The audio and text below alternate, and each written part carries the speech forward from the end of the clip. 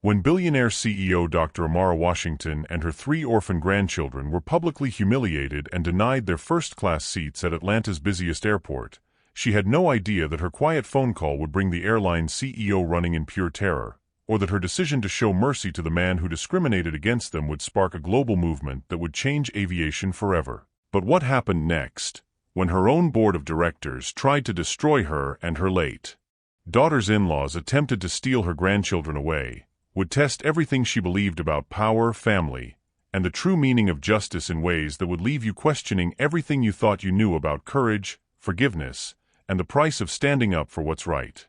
My beautiful family and friends, welcome back. If you're ready to settle in for another unforgettable story, make sure you hit that subscribe button, and let me know in the comments where you're watching from. Hearing from you, no matter where you are in the world, always makes me happy.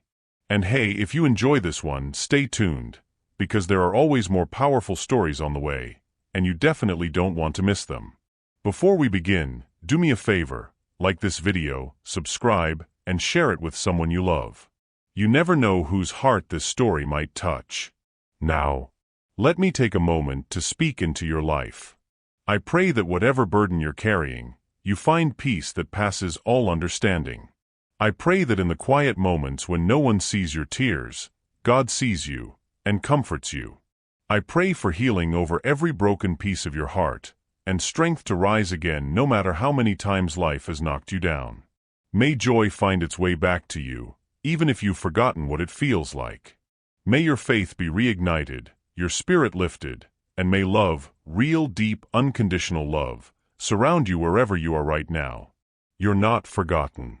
You're not invisible. And you're not alone. This community is your safe space, and this story, like all the others, is here to remind you just how powerful your journey truly is. Now, take a deep breath. Get comfortable, and let's dive into today's story.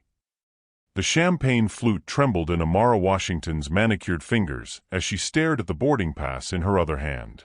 First class, seats 2A through 2D. For seats she had personally purchased 3 months ago for what was supposed to be the most important trip of her life, taking her 3 grandchildren to see their late parents' homeland in Ghana for the first time. The Atlanta airport buzzed around them with the usual chaos of holiday travel, but Amara felt suspended in a bubble of anticipation and nervous energy. At 62, she had built Washington Enterprises from a small consulting firm into a billion-dollar conglomerate, but nothing, absolutely nothing, had prepared her for the vulnerability of being a grandmother trying to heal 3 broken hearts. Grandma Amara, are we really flying in the fancy seats? 8-year-old Zara tugged at her grandmother's cream-colored blazer, her dark eyes wide with excitement. The little girl had been through so much in the past year since the accident, and seeing that spark of joy return to her face made Amara's chest tight with emotion. Yes, baby girl. The very fancy seats. Amara smoothed Zara's carefully braided hair, each bead clicking softly. Your mama and daddy would have wanted you to travel like the princesses you are. 12-year-old Marcus rolled his eyes but couldn't hide his smile. Zara's not a princess, Grandma. She's a warrior. Like you. His voice cracked slightly on the last words, and Amara saw the man he was becoming peek through the grief-stricken boy he'd been forced to become too soon. 10-year-old Amani, the quiet middle child who had barely spoken since the funeral, pressed closer to Amara's side. She didn't say anything, but her small hand found her grandmother's, and that simple touch spoke volumes. The gate agent's voice crackled over the intercom, now boarding first-class passengers for Flight 447 to Accra, Ghana. Amara's heart hammered against her ribs. This trip wasn't just about showing the children their heritage. It was about proving to herself that she could fill the impossible void left by her daughter Kendra and son-in-law David. That she could be enough for these 3 precious souls who had already lost too much. That's us, she whispered, gathering their carry-on bags. Ready for our adventure? As they approached the gate, Amara noticed the way other passengers' eyes lingered on them, a well-dressed black woman with 3 children, heading to first class. She'd experienced those looks her entire career, but she'd hoped her grandchildren wouldn't have to face them so young. The gate agent, A blonde woman in her 30s with a practiced smile took their boarding passes. But instead of scanning them, she paused, her smile faltering. "Ma'am, I'm going to need to verify these seats."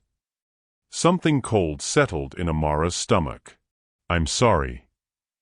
These first-class seats. There seems to be some confusion. Let me call my supervisor."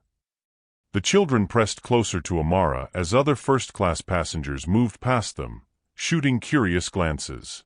Marcus's jaw tightened in a way that reminded Amara painfully of his father, while Zara's excitement began to dim. "There's no confusion," Amara said, her voice carrying the authority that had commanded boardrooms for decades. "I purchased these seats 3 months ago. I have the confirmation right here." But even as she spoke, she felt the familiar weight of having to prove herself, to justify her presence in spaces where others assumed she didn't belong. The difference was, this time, she wasn't just fighting for herself. She was fighting for 3 children who were watching to see if the world would disappoint them again. "What do you think will happen when the supervisor arrives? Have you ever witnessed or experienced discrimination that made you question everything you thought you knew about fairness? Share your thoughts below." The supervisor who approached was a tall, thin man in his 40s with graying temples and a name tag that read Robert Chun Gate Supervisor. His expression was professionally neutral, but Amara caught the slight tightening around his eyes as he took in her and the children. "Mrs." He left the question hanging, not bothering to look at the boarding passes in his colleague's hand. "Washington. Dr. Amara Washington." She emphasized the title deliberately, watching for his reaction. In her experience, credentials mattered to men like this, sometimes more than they should. "Dr. Washington, I understand there's some confusion about seating arrangements."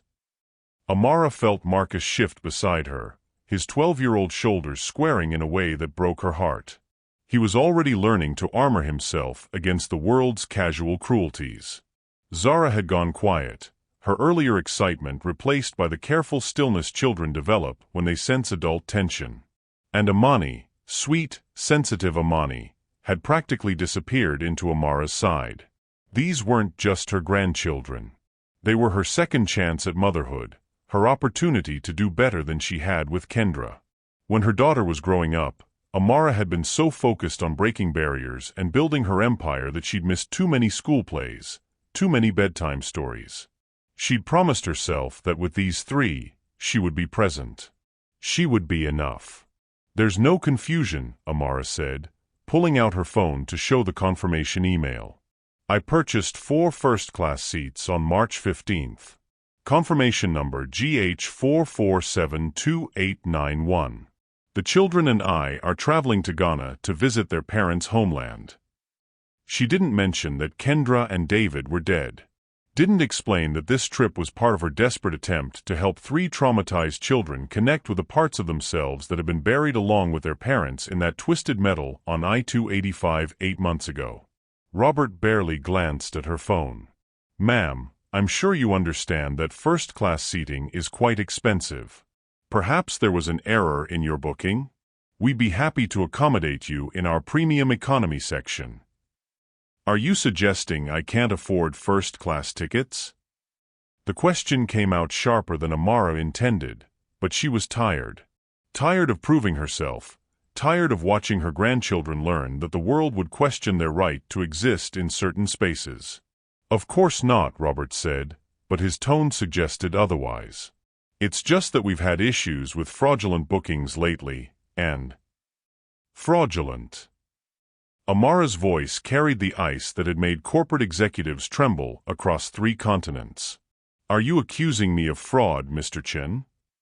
A small crowd was beginning to gather, other passengers craning their necks to see what was causing the delay.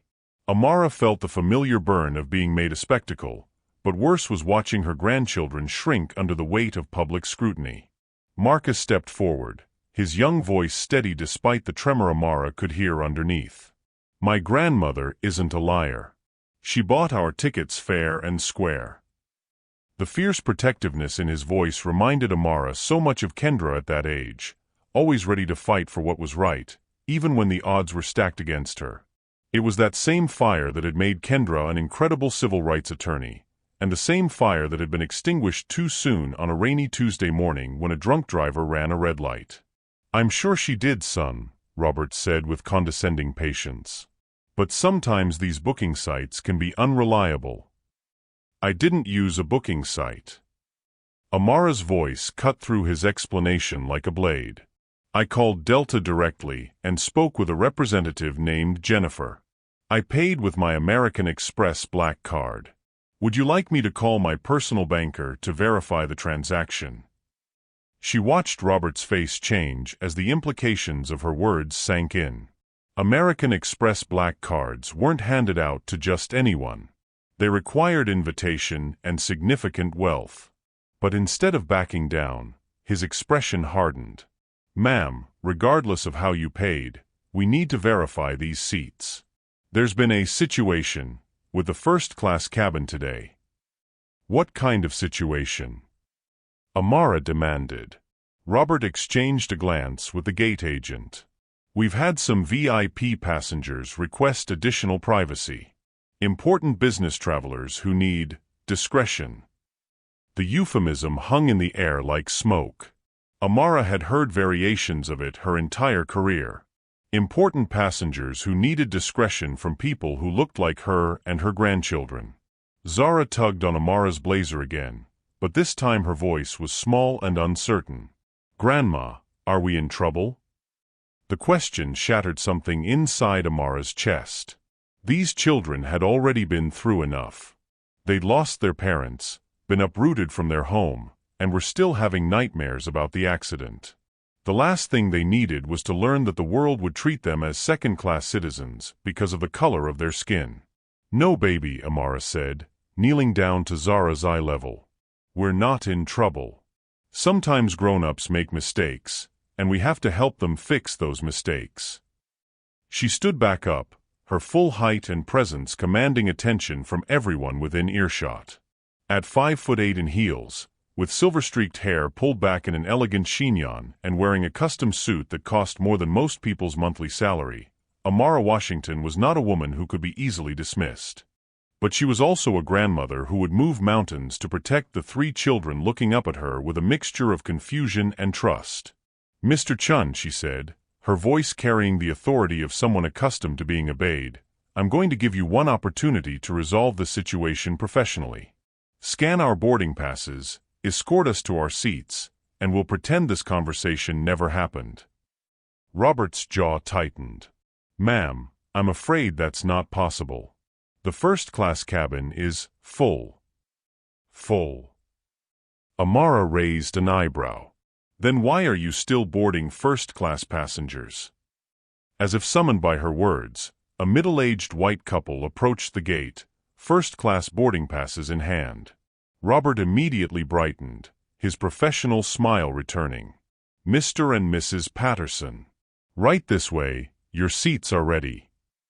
Amara watched in stunned silence as the couple was waved through without question, without verification, without any of the scrutiny she and her grandchildren had endured. The message was crystal clear. Have you ever had to explain discrimination to a child? How do you think Amara should handle this situation in front of her grandchildren? Let us know your thoughts in the comments. The silence that followed the Pattersons' effortless boarding was deafening.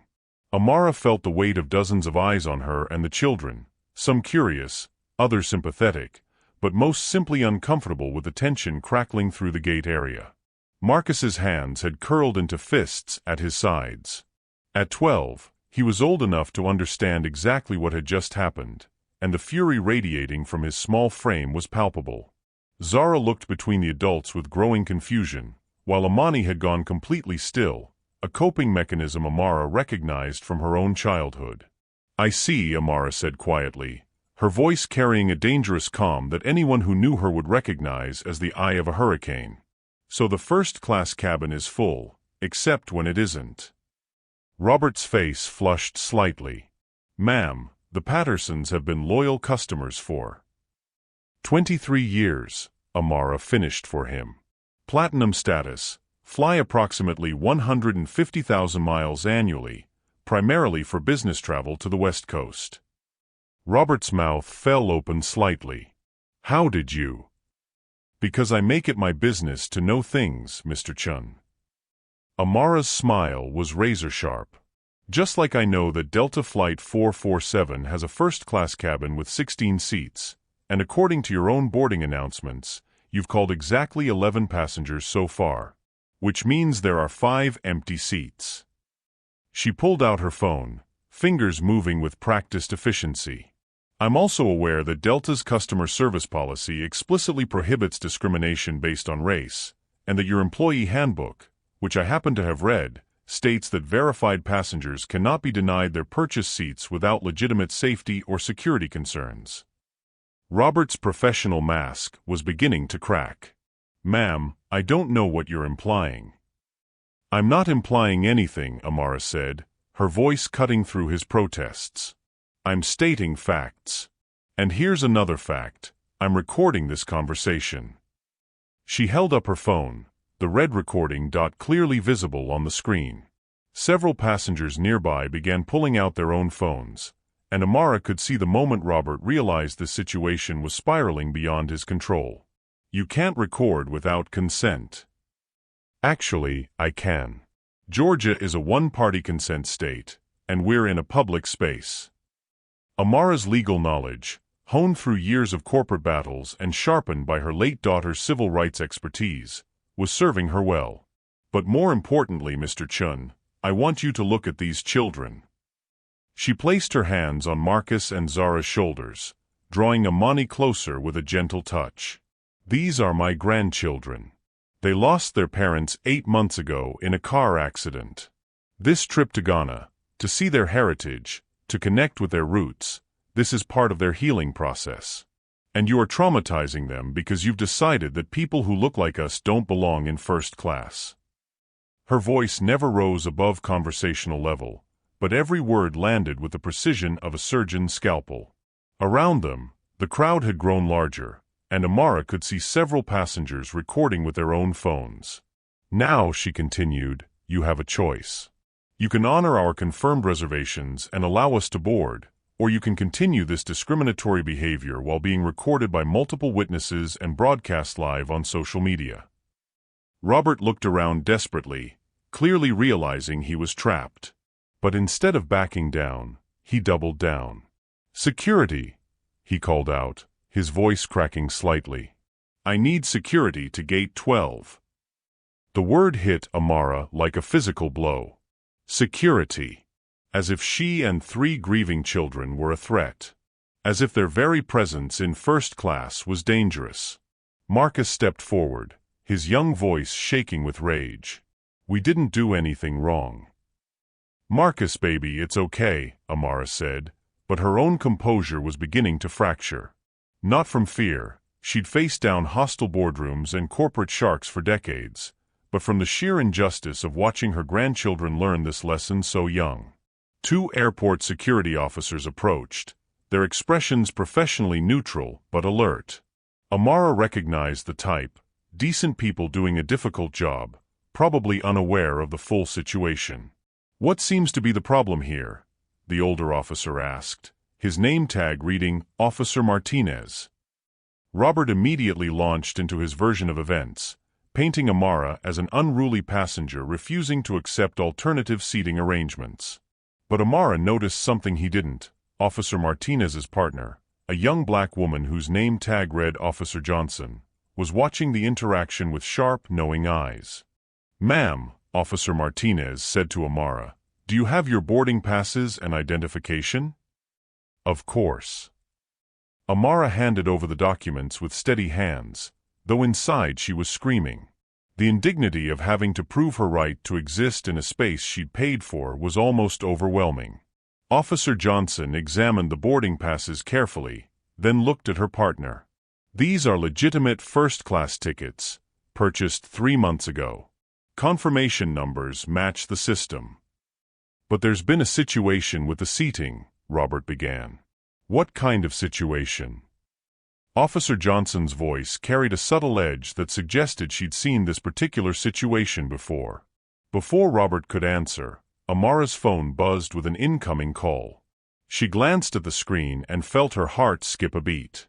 The caller ID read, James Morrison, CEO, Delta Airlines. James Morrison. Her former Harvard Business School classmate. The man whose company she'd helped save during the 2008 financial crisis with a strategic partnership that had been worth hundreds of millions to Delta. The man who owed her more favors than either of them could count.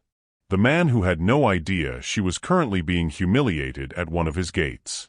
Amara looked at Robert, then at the security officers, then at her 3 grandchildren who were watching this adult drama unfold with wide, frightened eyes. She had a choice to make. She could answer that call, could reveal exactly who she was and watch Robert's world crumble in real time, could use her power and connections to obliterate not just his career, but potentially his entire future. Or she could handle this differently. "Excuse me," she said politely, declining the call. "Mr. Chun, I'm going to make you an offer." Robert looked suspicious. What kind of offer? Amara's smile was enigmatic, holding secrets that would have made him run if he'd known what they were. "Give us our seats, the seats we paid for, and I'll forget this conversation ever happened. Continue this charade, and I promise you'll remember this day for the rest of your life." The threat was delivered so quietly, so calmly, that it took a moment for its weight to register. But when it did, something in Robert's expression shifted. Perhaps it was the absolute certainty in her voice. Perhaps it was the way Officer Johnson was now looking at him with obvious disapproval. Or perhaps it was the growing crowd of passengers, many of whom were now openly recording and muttering among themselves. I need to make a call," Robert stammered. "You do that," Amara said pleasantly. "We'll wait." But as Robert hurried away, phone pressed to his ear, Amara's own phone buzzed again. This time it was a text message from an unknown number. "Dr. Washington, this is Jennifer from Delta Customer Service. I helped you book your tickets in March. I'm watching the live stream of what's happening at your gate. Mr. Morrison is on his way. Hold tight." Amara's blood ran cold. Live stream? She looked around and spotted at least 6 passengers actively broadcasting on various social media platforms. This wasn't just a private humiliation anymore, it was going viral. And somewhere in Atlanta, James Morrison was racing to the airport, probably wondering how one of the most powerful women in America had ended up in a discrimination incident at his airline. The next few minutes were going to change everything. What do you think will happen when the CEO arrives? Should Amara have revealed her identity immediately, or was she right to give them a chance to do the right thing? Share your predictions below. The minutes that followed felt like hours. Robert had disappeared into the jetway, phone glued to his ear, his voice an urgent whisper that carried just far enough for Amara to catch fragments. "Don't understand. She's recording. Going viral." Officer Johnson had positioned herself subtly between Amara's family and the growing crowd, her body language protective rather than threatening.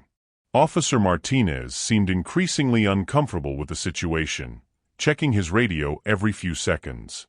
"Grandma," Zara whispered, tugging on Amara's blazer with small, trembling fingers. "Why are those people taking pictures of us?" Amara's heart clenched as she noticed the phones pointed in their direction, the flashing of camera lights, the way strangers were treating her grandchildren's pain like entertainment. This was exactly what she'd tried to avoid her entire career, having her private moments become public spectacle. "Some people like to share stories, baby girl," she said softly, kneeling down to Zara's level. "But don't worry about them. We're going to be just fine." Marcus, however, was old enough to understand the implications. "They're putting us on the internet, aren't they?" His voice cracked with a mixture of anger and humiliation. "Everyone's going to see this." Before Amara could respond, a well-dressed woman in her 50s approached them. Her expression was kind but determined, and she held her phone in her hand like a weapon. "Excuse me," she said, addressing Amara directly. "I'm Sarah Chun. Yes, Robert is my brother-in-law, and I am absolutely mortified by his behavior." She glanced toward the jetway where Robert had disappeared. I've been flying Delta for 15 years, and this is not who we are as customers or as a company. Amara studied the woman's face, seeing genuine distress there. Mrs. Chun. Please, call me Sarah. And please know that not all of us are like him. Sarah's voice dropped lower. I've already posted about this on my social media. I have about 50,000 followers, and they're not happy about what they're seeing. You didn't have to do that, Amara said, though she was touched by the gesture. Yes, I did. Sarah's jaw was set with determination. My children are watching this unfold, and I want them to see that when something is wrong, you speak up.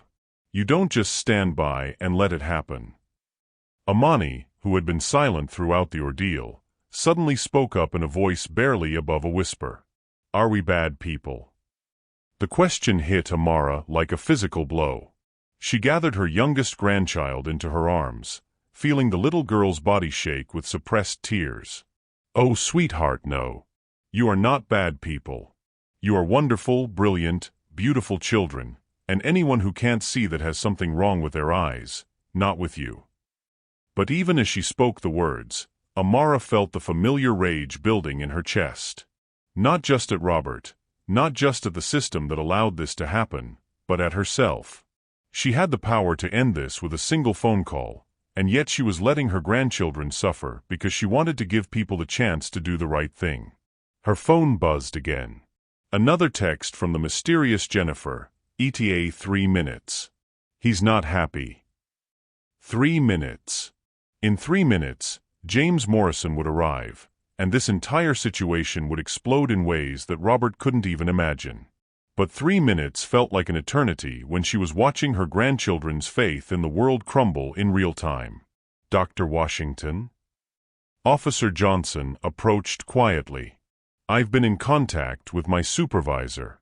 We can escort you and your family to a private area while this gets sorted out. It was a kind offer, but Amara shook her head. Thank you, but no. We're not hiding. We paid for our seats, and we're going to take our seats. Officer Johnson nodded with what looked like respect. I understand. For what it's worth, I think you're handling this with more grace than most people would. Grace, Marcus muttered bitterly. Why do we always have to be graceful?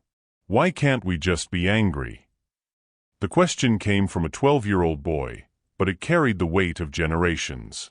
Amara looked at her grandson, this brilliant, sensitive child who was already learning that the world would demand more from him than from his white peers, and felt something shift inside her chest. You know what, Marcus? You're absolutely right. She stood up, her full height and presence commanding attention from everyone in the gate area. We don't have to be graceful. We don't have to make this easy for people who are treating us badly. She pulled out her phone and, for the first time since this ordeal began, made a call. Jennifer? This is Amara Washington. Yes, I'm still at the gate. No, it's gotten worse. I need you to patch me through to James. Now. The crowd around them seemed to sense that something significant was about to happen. Conversations quieted, phones were raised higher, and even the gate agents at nearby counters stopped what they were doing to watch. James. Amara's voice carried clearly across the gate area. It's Amara. I'm at Hartsfield, Gate 12, and we have a problem. No, not a business problem. A human problem. She could see Robert emerging from the jetway, his face pale and his movements jerky with panic. He'd clearly received some very unpleasant phone calls in the past few minutes. I'm traveling with my grandchildren to Ghana, Amara continued, her voice steady but carrying an undercurrent of steel. We have confirmed first-class seats that we purchased 3 months ago. Your gate supervisor has decided that we don't belong in first class and has called security on 3 grieving children. Yes, James. Security. On children. The silence in the gate area was now complete. Even the ambient airport noise seemed muted as everyone strained to hear the conversation. I don't want apologies, James. I want action. And I want it now, because this is being broadcast live to thousands of people, and every second that passes is another second that your airline is being associated with discrimination against children who have already lost their parents." Amara's voice broke slightly on the last words, and she saw several people in the crowd wipe their eyes. The human cost of this situation was becoming impossible to ignore. Robert had reached them now, his face a mask of barely controlled panic. "Dr. Washington, I've just spoken with." "I'm on the phone," Amara said coldly, holding up one finger to silence him. "James, your employee is trying to interrupt my conversation with you. Should I put you on speaker so he can explain to you directly why he thought it was appropriate to humiliate my family?" Robert's face went from pale to green. Whatever he'd been told during his phone calls had clearly made him realize exactly who he was dealing with. "No, James, I think a private conversation would be better. But I want you to know that when I hang up this phone, I expect immediate resolution. Not in an hour, not in 30 minutes. Immediately." She ended the call and looked at Robert with the expression she usually reserved for corporate executives who had disappointed her. It was a look that had made grown men reconsider their life choices. "Mr. Chun," she said pleasantly, "I believe you have something to say to me and my grandchildren." But before Robert could speak, a commotion near the gate entrance caught everyone's attention. A man in an expensive suit was striding through the crowd, flanked by two airline officials and what looked like airport security supervisors. Even from a distance, his body language screamed authority and barely controlled fury. James Morrison had arrived. And from the look on his face, Robert Chen's day was about to get much, much worse. Do you think Robert deserves what's coming to him, or should there be room for redemption? How do you think the children will process seeing their grandmother wield this kind of power? Let us know in the comments. James Morrison cut through the crowd like a ship through water, his presence commanding immediate attention. At 58, he still carried himself with the athletic grace of the college basketball player he'd once been, but his face was set in lines of barely controlled fury that made seasoned executives step aside. Amara watched him approach with a mixture of satisfaction and apprehension. She'd known James for over 30 years, had seen him in boardrooms and at charity galas, but she'd never seen him look quite this dangerous. "Dr. Washington," he said as he reached them, his voice carrying the kind of authority that made airport personnel snap to attention. "I am profoundly sorry for what you and your family have endured today." Robert Chen looked like he wanted to disappear into the floor. The color had completely drained from his face as he realized that the woman he'd been harassing wasn't just any passenger. She was someone important enough to bring the CEO of Delta Airlines running. "James," Amara said coolly, "I'd like you to meet my grandchildren. Marcus, Amani, and Zara." She placed protective hands on their shoulders. "Children, this is Mr. Morrison. He runs the airline." James immediately shifted his demeanor, crouching down to the children's eye level with the practiced ease of a father and grandfather. "It's very nice to meet you all. I understand you're traveling to Ghana to learn about your heritage." Zara, ever the brave one, nodded solemnly. "Our mama and daddy are in heaven, and Grandma Amara is taking us to see where they came from." Something flickered across James's face: pain, recognition, understanding. "That sounds like a very important trip. And I'm going to make sure you get there in comfort and style." He stood back up, and when he turned to Robert, his expression had transformed into something that would have made corporate raiders nervous. "Mr. Chun," James said, his voice deceptively calm, "would you care to explain to me why confirmed first-class passengers who have been loyal Delta customers for over a decade, were denied boarding and had security called on them?" Robert's mouth opened and closed like a fish out of water.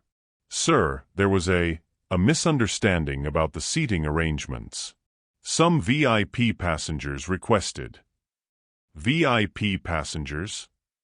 James's voice rose slightly, and several people in the crowd pulled out their phones to record. "Mr. Chun, are you suggesting that Dr. Amara Washington is not a VIP passenger?"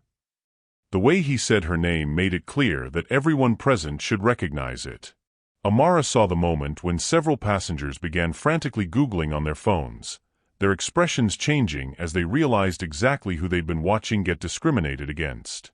I didn't know. Robert stammered. You didn't know, James repeated slowly. You didn't know that Dr. Washington sits on the board of 3 Fortune 500 companies? You didn't know that she's been featured on the cover of Forbes magazine 6 times? You didn't know that her company, Washington Enterprises, has partnerships with Delta worth over $200 million annually. Each revelation hit the crowd like a physical blow. Phones were raised higher, social media posts were being frantically updated, and Amara could practically feel the story going viral in real time. But it was Marcus who spoke up, his young voice cutting through the adult drama with startling clarity. She's not important because she's rich. She's important because she's our grandmother, and she loves us. The simple truth of it silenced everyone. James looked at the 12-year-old with something approaching awe, while Amara felt her heart swell with pride and love for this remarkable child who understood what really mattered. You're absolutely right, son, James said quietly. And that's exactly why what happened here today is so unacceptable. He turned back to Robert, and his voice carried the weight of absolute authority. Mr. Chun, you are suspended pending a full investigation. Security will escort you from the premises. Sir, please, I have a family, Robert began desperately. So does Dr. Washington, James cut him off. So do these children, who have already lost their parents and didn't need to lose their faith in basic human decency today as well. But Amara held up a hand, surprising everyone. James, wait. She looked at Robert, really looked at him. Saw the fear in his eyes, the desperation of a man who knew his career was over, the panic of someone who had made a terrible mistake and was about to pay a price that would affect not just him, but his family. Mr. Chun, she said quietly, do you have children? Robert nodded miserably. 2 daughters. 8 and 10. The same ages as Zara and Amani. Amara felt something shift in her chest, not forgiveness exactly, but understanding. This man had made a terrible choice, had let prejudice and assumptions guide his actions, but destroying his life wouldn't undo the hurt he'd caused her grandchildren. What would you want someone to do if your daughters were in my grandchildren's position? She asked. Robert's eyes filled with tears. I would want them to be treated with kindness and respect. I would want someone to protect them. His voice broke. I'm so sorry. I'm so sorry. The apology hung in the air, raw and genuine. Amara could feel the crowd waiting to see what she would do, could sense James's surprise at her intervention. James, she said finally, I don't want him fired. The collective gasp from the crowd was audible. James looked at her as if she'd lost her mind. Amara. I want him retrained, she continued. I want him to understand why what he did was wrong, and I want him to be part of the solution. Firing him sends a message that discrimination has consequences, but keeping him and making him better sends a message that people can change. She looked directly at Robert. But this is your one chance, Mr. Chun. Your only chance. If you ever, and I mean ever, treat another passenger the way you treated my family today, I will personally ensure that you never work in customer service again. Do we understand each other? Robert nodded frantically. Yes, ma'am. Thank you. Thank you so much. James was staring at Amara with something approaching amazement. You continue to surprise me after all these years. Grandma, Zara tugged on her blazer, does this mean we can get on the airplane now? The innocent question broke the tension, and several people in the crowd chuckled. James smiled, the first genuine smile he'd shown since arriving. Not only can you get on the airplane, young lady, but you're going to be our guests in the Delta Sky Club Lounge first, and then you're going to fly in our premium first-class suite, the one usually reserved for heads of state. Will there be cookies? Zara asked seriously. All the cookies you can eat, James promised. But as they began to move toward the gate, Amara's phone buzzed with a notification that made her blood run cold. It was a news alert from CNN. Breaking: billionaire CEO and grandchildren face discrimination at Atlanta airport. Video goes viral. The story was already national news. In the span of 30 minutes, a private family moment had become a public spectacle that would follow them for years to come. And somewhere in the back of her mind, Amara couldn't shake the feeling that this was only the beginning. How do you think going viral will change this family's life? Was Amara right to show mercy to Robert, or should there have been harsher consequences? Share your thoughts below. The Delta Sky Club should have been a sanctuary. With its plush seating, panoramic windows overlooking the tarmac, and quiet atmosphere, it was designed to be a refuge from the chaos of air travel. But as Amara sat with her grandchildren, watching them tentatively nibble on cookies while stealing glances at the other passengers, she felt anything but peaceful. Her phone hadn't stopped buzzing in the 2 hours since they'd left the gate.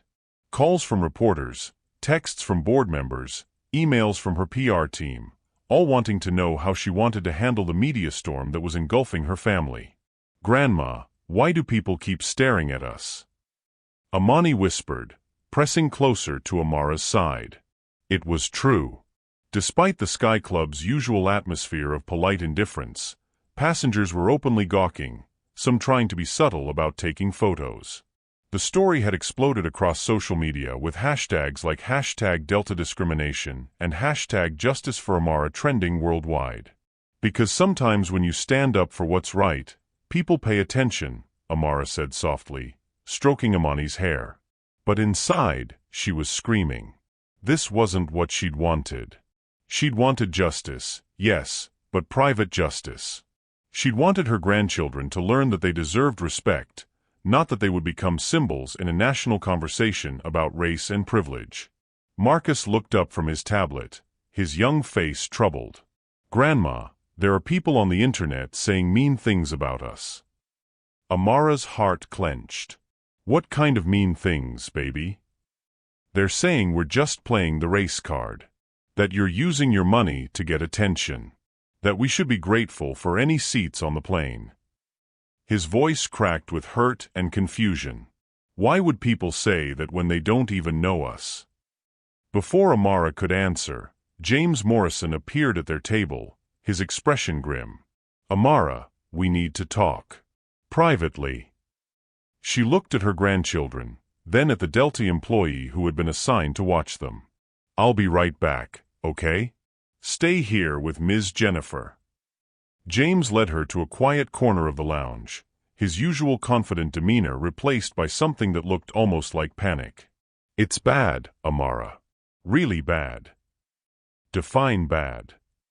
The video has been viewed over 10 million times in the past 2 hours. CNN, Fox News, MSNBC, they're all running it as their lead story. But that's not the worst part. He pulled out his tablet, showing her a news article. "Someone leaked your personal information. Your home address, your grandchildren's school, even details about Kendra and David's accident." Amara felt the blood drain from her face. "What?" "There are protesters gathering outside your house in Buckhead. Some supporting you, some." He hesitated. "Some saying you're destroying America by playing the victim. And there are reporters camped outside the children's school." The room seemed to tilt around her. This was her worst nightmare, her private life, her family's tragedy, becoming public fodder. But worse than that, her grandchildren were now targets. "There's more," James continued reluctantly. "The board of Washington Enterprises held an emergency meeting an hour ago. Some members are concerned about the negative publicity affecting stock prices and business relationships." "Are you telling me my own board is turning against me?" "Not all of them. But there's talk of asking you to step down temporarily until this blows over." Amara stared at him in disbelief. "Step down? From the company I built? Because I refuse to accept discrimination. I'm just telling you what I'm hearing. And Amara." He looked genuinely pained. "There's something else. Someone's dug up the custody battle. The words hit her like a physical blow. The custody battle, the most painful chapter of her life, when Kendra's in-laws had tried to take the children away from her after the accident, claiming she was too old, too busy, too focused on her career to properly care for 3 traumatized children. They're saying you're using the children as props for publicity, that you're exploiting their grief for your own agenda. James's voice was barely above a whisper. "I'm sorry, Amara. I'm so sorry." Amara closed her eyes, feeling the weight of 30 years of building her reputation, her empire, her legacy, all crumbling around her. She'd thought she was protecting her grandchildren, teaching them to stand up for themselves. Instead, she'd made them the center of a media circus that would follow them for the rest of their lives. "Ma'am." A young Delta employee approached nervously. "I'm sorry to interrupt, but there's a situation with your flight." "What kind of situation?" James demanded. "The crew is uncomfortable. Some passengers have requested to be moved to different flights. They're saying they don't want to be part of a publicity stunt." The employee looked miserable delivering the news. "We're trying to resolve it, but..." "But what?" Amara's voice was dangerously quiet. "The pilot is concerned about potential disruptions during the flight. He's requesting additional security, and some passengers are threatening to sue if they're forced to fly with the situation." The situation. That's what her family had become, a situation to be managed, avoided, contained. Amara walked back to where her grandchildren were sitting, her heart breaking as she saw them huddled together, looking small and frightened in the oversized club chairs. Zara was crying quietly, while Marcus had his arms around both his sisters in a protective gesture that was far too mature for a 12-year-old. "Grandma," Zara said through her tears, "I heard someone say we're bad people. That we're making trouble for everyone. Are we going to have to go home?" Amani asked in a tiny voice. "Are we never going to see where Mama and Daddy came from?" The question shattered what was left of Amara's composure. She knelt down in front of them, gathering all 3 children into her arms, not caring who was watching or recording. "Listen to me," she said fiercely. "You are not bad people. You are not making trouble. You are beautiful, brilliant, wonderful children, and anyone who can't see that is blind." But even as she spoke the words, she could see the doubt in their eyes. The world had taught them in the span of a few hours that their very existence was controversial, that standing up for themselves would make them targets, that being proud of who they were would bring hatred down on their heads. Her phone rang. The caller ID showed her lawyer's number. "I have to take this," she said reluctantly, stepping away from the children. "Amara, thank God," her lawyer's voice was tight with stress. "We have a problem. Kendra's in-laws have filed an emergency petition for custody. They're claiming that your recent behavior shows you're unfit to care for the children, that you're putting them in danger for publicity." The world went silent around her. Everything she'd fought for, everything she'd built, everything that mattered, it was all slipping away. And the 3 children she loved more than life itself were caught in the crossfire. "They can't do that," she whispered. "They can try." And with all this media attention, with the children's faces plastered across every news channel, "Amara, you need to come home. Now. We need to do damage control before this gets any worse." Amara looked at her grandchildren, saw the hope dying in their eyes as they realized their trip, their chance to connect with their parents' heritage, was slipping away. Saw the way other passengers were looking at them like they were dangerous, disruptive, unwelcome. For the first time in her life, Amara Washington felt truly powerless. And the worst part was knowing that in trying to protect her grandchildren from discrimination, she might have lost them forever. Do you think Amara made the right choice in standing up publicly, or should she have handled this privately? How far would you go to protect your family's dignity? Let us know your thoughts below. Amara sat in the Sky Club bathroom, staring at her reflection in the mirror. For the first time in decades, she looked every one of her 62 years. The stress lines around her eyes seemed deeper, her usually perfect composure cracked like old paint. Her phone lay silent on the marble counter. She turned it off after the 15th call from reporters in 10 minutes. Outside, she could hear the muffled sounds of the airport, but in here, there was just silence and the weight of impossible choices. Go home and fight the custody battle, abandoning the trip that meant everything to her grandchildren. Or continue to Ghana and risk losing them forever to a legal system that might see her public stand as evidence of poor judgment. A soft knock on the door interrupted her thoughts. "Grandma Amara?" It was Marcus's voice, tentative and worried. "Are you okay?" She opened the door to find all three children standing there, their faces etched with concern that no child should have to carry. "I'm fine, baby," she said, but her voice cracked on the words. "No, you're not," Marcus said with the brutal honesty of a 12-year-old. "You look like you did the day we found out about Mama and Daddy." The comparison hit her like a physical blow. That day, the worst day of her life, when the police officer had stood on her doorstep with his hat in his hands and words that changed everything. She'd felt this same helplessness then, this same sense that the world was spinning out of control. "Grandma," Zara said, taking her hand with small, sticky fingers, "we heard you talking to the man. Are we in trouble? Are we going to have to go live with Grandma and Grandpa Patterson?" The Pattersons, Kendra's in-laws, who had never approved of their son marrying a black woman, who had barely tolerated Amara's presence in their grandchildren's lives, who saw this crisis as an opportunity to rescue the children from what they considered a toxic environment. "Over my dead body," Amara said fiercely, then immediately regretted the words when she saw Amani flinch. "But what if the judge says we have to?" Amani whispered. "What if they say you're a bad grandma because of what happened today?" Amara knelt down, gathering all three children close. "Listen to me very carefully.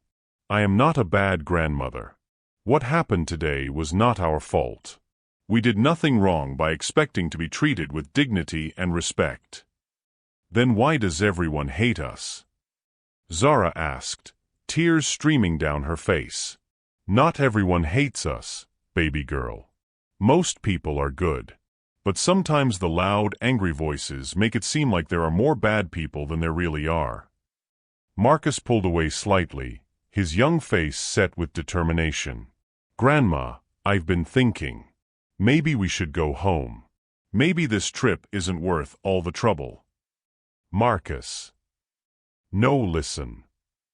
His voice was stronger now, carrying an echo of the man he would become. "Mama always said that sometimes you have to choose your battles.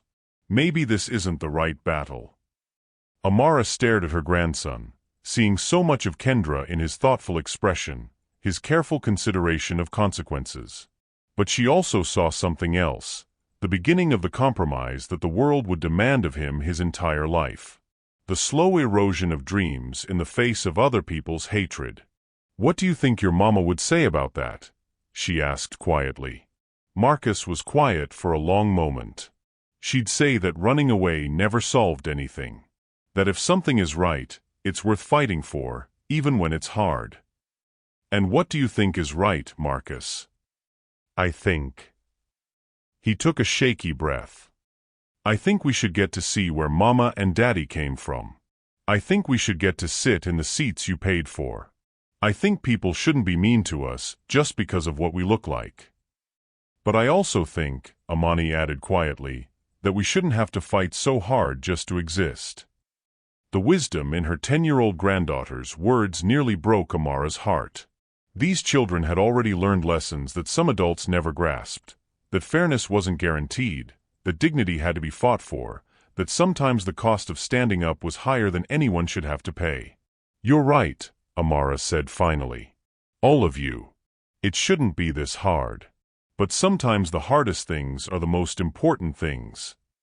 She stood up, feeling something shift inside her chest. Not resignation, but resolve. Not defeat, but determination. "I want to tell you a story," she said, leading them to a quiet corner of the lounge. "About your great-grandmother, my mama, who cleaned white people's houses so I could go to college. About your great-great-grandmother, who walked 20 miles to vote when they tried to stop her. About all the women in our family who fought battles they shouldn't have had to fight so that you could have choices they never had. The children listened with wide eyes as Amara told them about generations of Washington women who had refused to be diminished, who had built something better for their children even when the world tried to tear them down. Every single one of them could have given up, she said. Could have decided it wasn't worth the fight. But they didn't, because they knew that someone had to stand up. Someone had to say this is wrong, so that their children and grandchildren wouldn't have to face the same battles. But what about the custody thing? Marcus asked. What if we lose? Amara pulled out her phone and, for the first time in hours, made a call she should have made immediately. Sarah? It's Amara Washington. Yes, I know you've been trying to reach me. I need the best family law attorney in Georgia, and I need them now. Money is no object. Because I'm not going down without a fight. She hung up and looked at her grandchildren. Here's what we're going to do. We're going to Ghana. We're going to see your heritage, learn about your roots, and honor your parents' memory. And when we get back, we're going to fight the custody battle with everything we have. But what if, Zara began. No what ifs, Amara said firmly. Your mama didn't raise you to live in fear, and neither will I. We're going to face this head-on together, as a family. James Morrison appeared at their table, his expression cautious but hopeful. Amara? I have some news. Good news, I think. I'm listening. The crew situation has been resolved. Captain Williams, he's one of our most senior pilots, volunteered to take your flight personally. He said, and I quote, "Any family brave enough to stand up for what's right deserves to get where they're going safely." And the passengers? We've moved the complainers to other flights. The passengers remaining are, well, let's just say they're very much in your corner. Including a group of teachers from Atlanta who are traveling to Ghana for an educational exchange. They've asked if they can meet the children during the flight. Amara felt tears prick her eyes. Teachers. Elementary school teachers.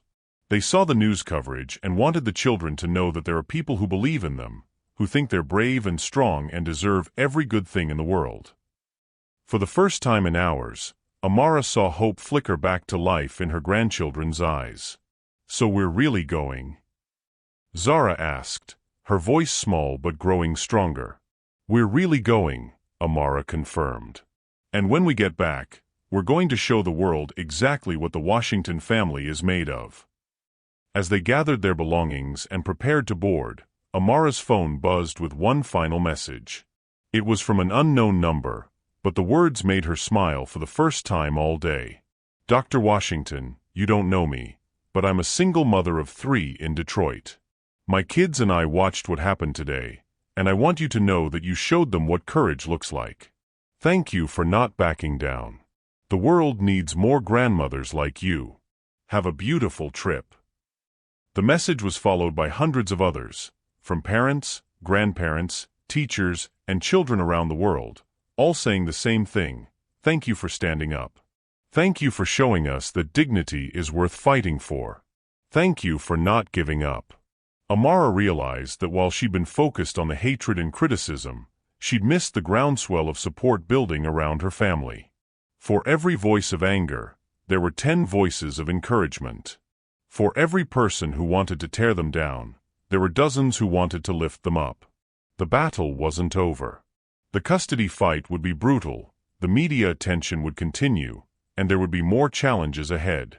But for the first time since this ordeal began, Amara Washington felt like herself again. And that was enough to face whatever came next.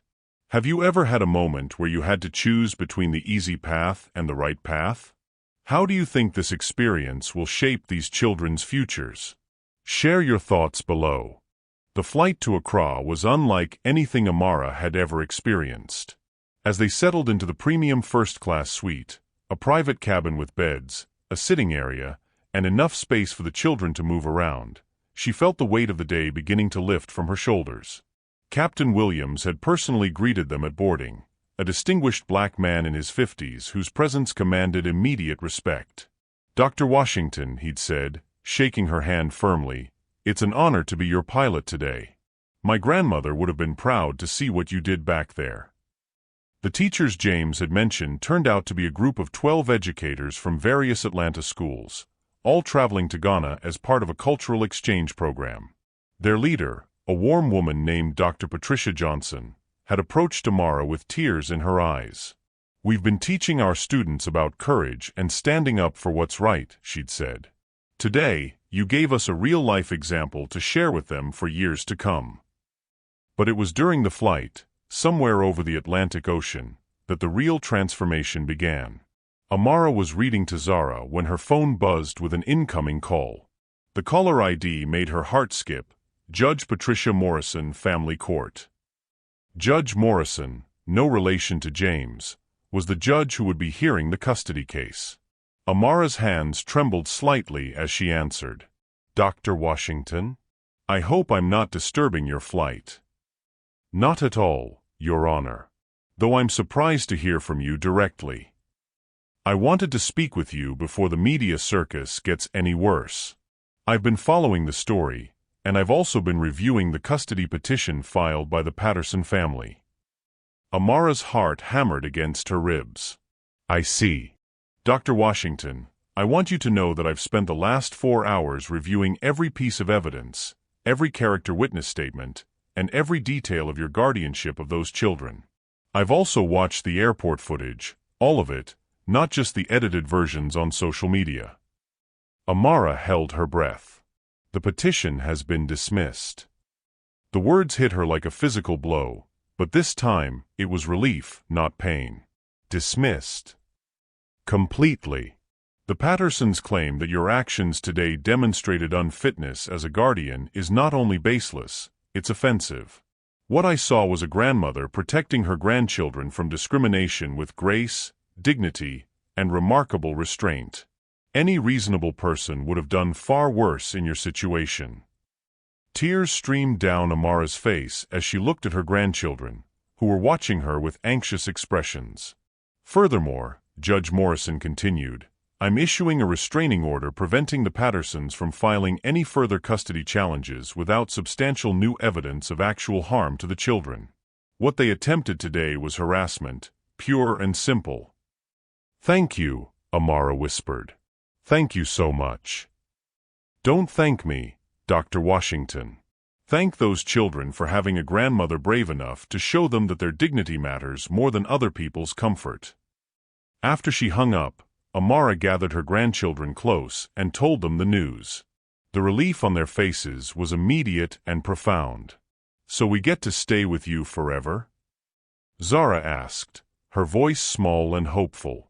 Forever and always, baby girl. But the real surprise came 6 hours later, as they began their descent into Accra. Dr. Johnson approached their cabin with a tablet in her hands and an expression of amazement. Dr. Washington, you need to see this. The tablet showed a live news feed from CNN. The anchor was speaking over footage of crowds gathering at airports around the world, not protesters, but supporters. Families holding signs that read "We stand with the Washington family" and "Dignity for all children." The hashtag Washington Strong has been trending worldwide for the past 8 hours, Dr. Johnson explained. But that's not the most incredible part. She swiped to another screen showing a GoFundMe page that had been set up by strangers. The goal had been to raise money for civil rights organizations in honor of the Washington family's courage. The target had been $10,000. The current total was over $2.3 million. People from every continent have donated, Dr. Johnson said, her voice filled with awe. Teachers, parents, grandparents, children who emptied their piggy banks. The comments are, well, you should read them yourself. Amara scrolled through hundreds of messages. Thank you for showing my daughter that she doesn't have to accept being treated badly. My grandmother faced the same discrimination in the 1960s. She would be proud of you. You turned a moment of hatred into a lesson in love. Thank you. My kids watched your story and asked how they can help fight discrimination. You've inspired a new generation." Marcus, reading over her shoulder, looked up with wonder in his eyes. "Grandma, all these people care about us?" "They care about what's right, baby. And they see that in you." As the plane touched down in Accra, Amara felt a profound sense of completion. Not just because they'd reached their destination, but because she understood now what this journey had really been about. It wasn't just about showing her grandchildren their heritage. It was about showing them, and the world, that some things were worth fighting for, no matter the cost. The airport in Accra was a revelation. Instead of the hostile stares they'd faced in Atlanta, they were greeted with warmth and celebration. Airport staff had prepared a special welcome, and there were families with children holding flowers and signs written in both English and local languages. "Welcome home," said the customs official, a young woman whose smile was radiant. "We have been following your story. You have made us proud." But the most powerful moment came when they reached their hotel. Waiting in the lobby was a group of local children from a nearby school, along with their teachers. They had prepared a traditional welcome ceremony, complete with drumming and dancing. The leader of the group, a girl about Marcus's age, stepped forward with a beautifully carved wooden sculpture. "This is for you," she said in accented English. "It is called Sankofa. It means to go back and get what you have forgotten. You came here to remember your roots, but you also reminded the world to remember its humanity." As Amara accepted the gift, she felt the weight of the past 24 hours transform from burden to blessing. Yes, they had faced hatred and discrimination. Yes, they had been hurt and frightened and pushed to their breaking point. But they had also discovered something precious, that courage was contagious, that standing up for what's right inspired others to do the same, and that love, real, fierce, protective love, was stronger than any force that tried to diminish it. That evening, as they sat on their hotel balcony overlooking the Atlantic Ocean, watching the sun set over the continent that had given birth to their ancestors, Zara asked the question that had been building all day. "Grandma, are you glad we didn't just take different seats?" Amara looked at her 3 grandchildren, Marcus with his newfound confidence, Amani with her quiet strength, and Zara with her irrepressible spirit, and smiled. "Baby girl, I've never been more proud of anything in my entire life. Not my company, not my awards, not any of the things the world says make me successful. I'm proud that when the world tried to make you small, you chose to stand tall. I'm proud that when people tried to tell you that you didn't belong, you insisted on your right to exist with dignity." "Even though it was scary?" Amani asked. "Especially because it was scary. Courage isn't about not being afraid, it's about doing what's right even when you are afraid." Marcus leaned against her shoulder. "Mama and Daddy would have been proud too, wouldn't they?" "Oh baby," Amara said, her voice thick with emotion, "they would have been so proud. They would have seen their children standing up for themselves and known that all their love, all their sacrifice, all their dreams for you were worth it." As the stars began to appear over the African sky, Amara felt a peace she hadn't experienced since before the accident. Her grandchildren were safe, they were loved, and they were learning that their worth wasn't determined by other people's prejudices. The battle at the airport had been won not through wealth or connections, but through the simple radical act of refusing to accept less than they deserved. And in teaching her grandchildren that lesson, Amara had remembered it herself. What do you think this experience taught the children about standing up for themselves? How do you think their story will inspire others facing similar challenges? Share your thoughts below. 6 months later, Amara stood in the boardroom of Washington Enterprises, looking out at the Atlanta skyline through floor-to-ceiling windows. The view was the same as it had always been, but everything else had changed. The company was stronger than ever. The discrimination incident, rather than damaging her reputation, had humanized her in ways that decades of business success never could. Partnerships had strengthened, new opportunities had emerged, and the Washington Foundation, established with the $2.3 million raised by strangers around the world, was already funding anti-discrimination programs in schools across the country. But the real transformation was in the 3 children who burst through her office door every day after school, their faces bright with a confidence that came from knowing they were loved unconditionally and valued immeasurably. "Grandma Amara." Zara's voice rang out as she raced into the boardroom, still wearing her school uniform but with paint smudges on her hands from art class. "Guess what happened today?" "What happened, baby girl?" Amara asked, scooping her youngest granddaughter into a hug. "Mrs. Peterson, my teacher, she showed our class the video of us in Ghana, and then she asked me to tell everyone about Sankofa and what it means to remember where you come from."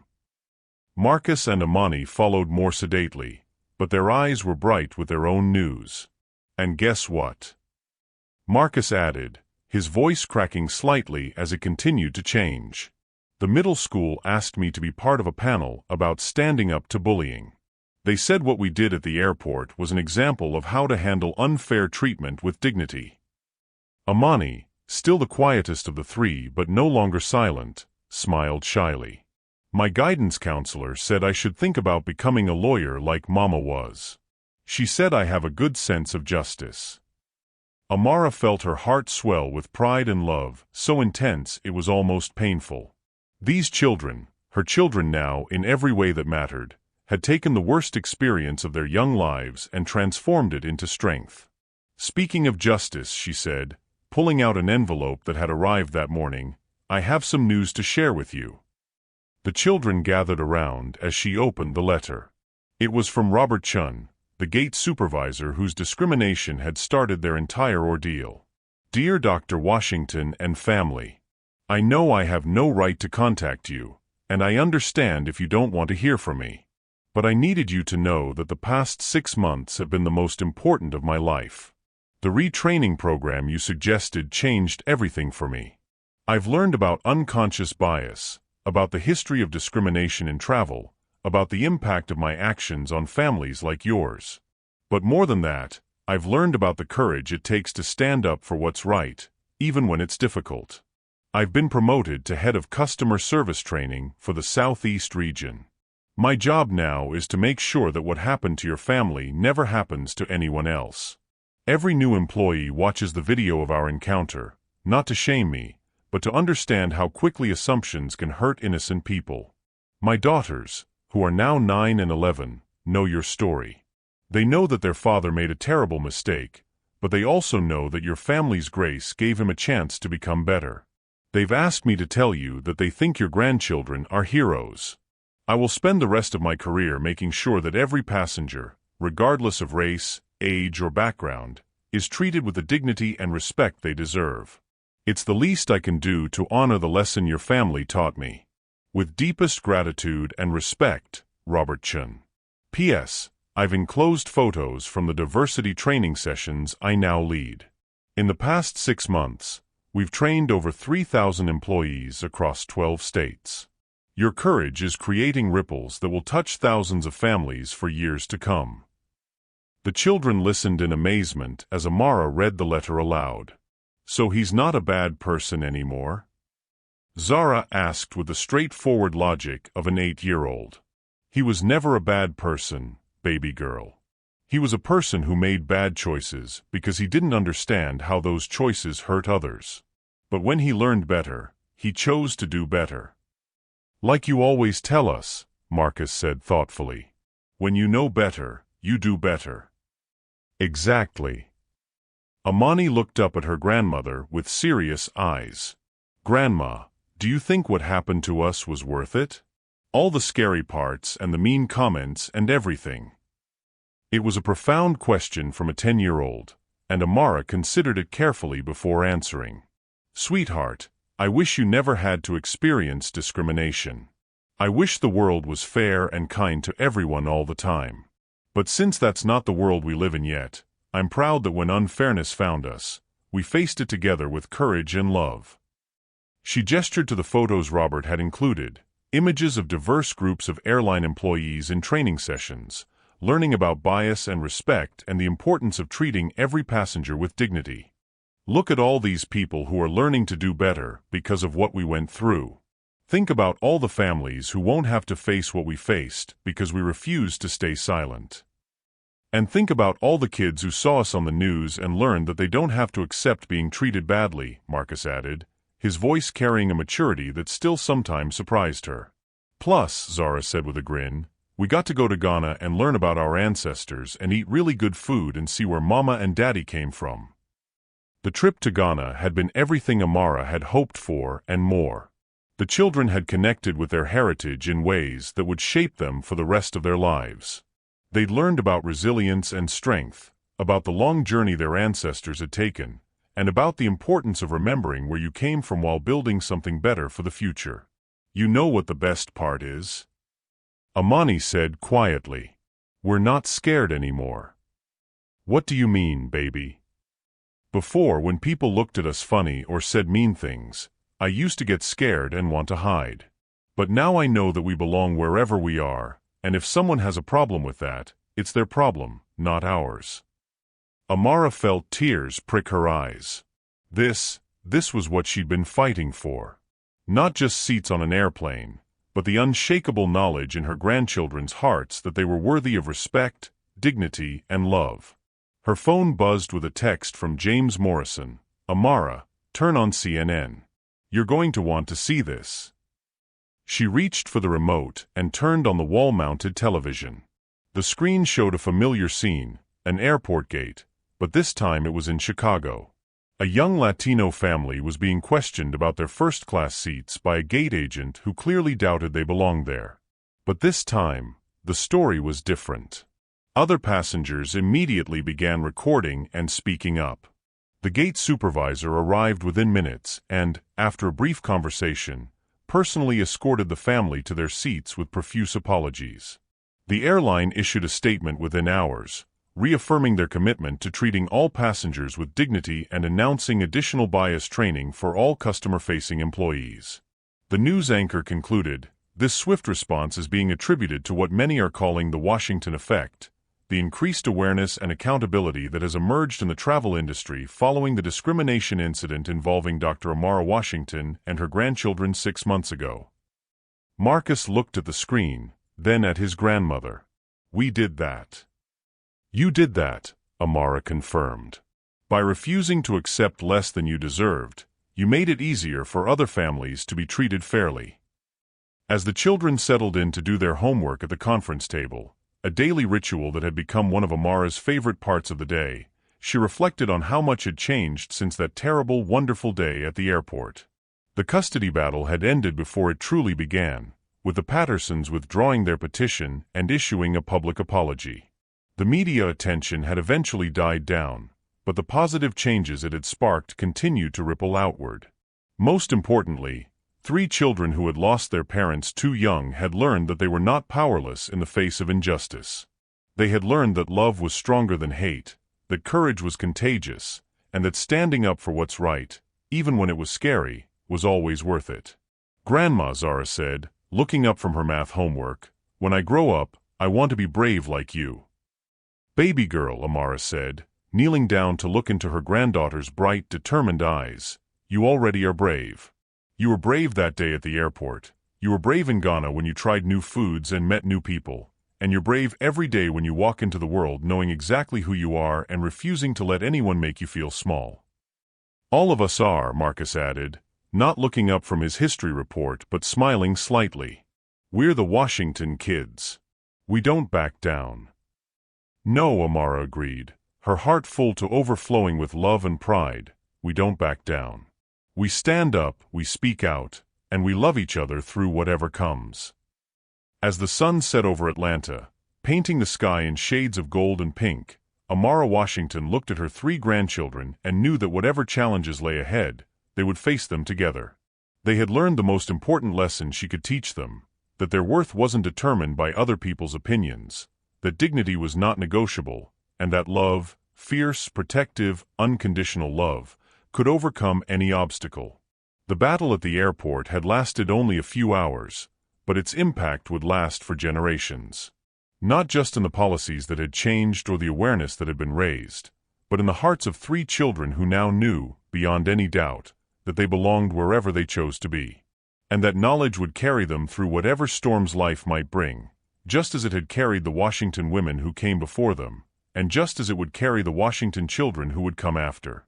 The legacy was secure. The future was bright. And love, as always, had won. What legacy do you hope to leave for the children in your life? How can we all work together to create a world where every child knows their worth? Share your thoughts and let's continue this important conversation. Thank you so much for watching this story all the way to the end. If this touched your heart, then you're going to love the next one. It's just as powerful and even more intriguing than you can imagine. So don't stop here. Click the video showing on your screen right now and continue the journey. I'll be waiting for you on the other side of that story. See you there.